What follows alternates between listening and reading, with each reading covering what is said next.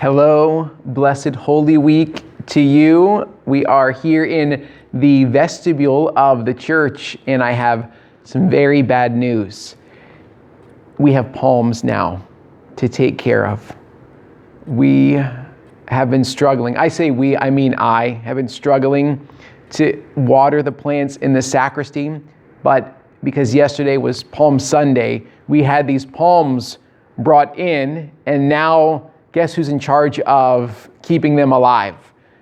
I have to water these palms apparently every single day, and they're here in the vestibule of the church, so my life got much more complicated. I want to not spend this entire video on the plants. I do want to share with you the story from today's Mass, the gospel from today's Mass. This is a great story for us as we enter into Holy Week. Just listen to this, these few verses from John chapter 12. 6 days before Passover, Jesus came to Bethany, where Lazarus was, whom Jesus had raised from the dead. They gave a dinner for him there, and Martha served, while Lazarus was one of those reclining at table with him. Mary took a liter of costly perfumed oil made from genuine aromatic nard, and anointed the feet of Jesus and dried them with her hair. The house was filled with the fragrance of the oil.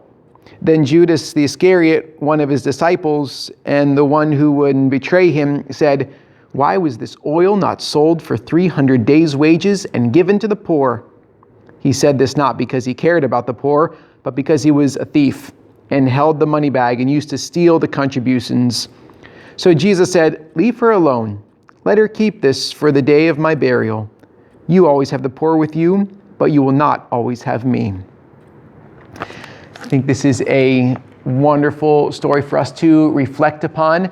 As I say, as we enter into Holy Week, this is an extraordinary gesture of love on the part of Mary. She pours out all that perfume on Jesus' feet. She anoints him, preparing, foreshadowing for his anointing before he's placed into the tomb. But that extraordinary gesture is a sign of her extraordinary love that she has in her heart.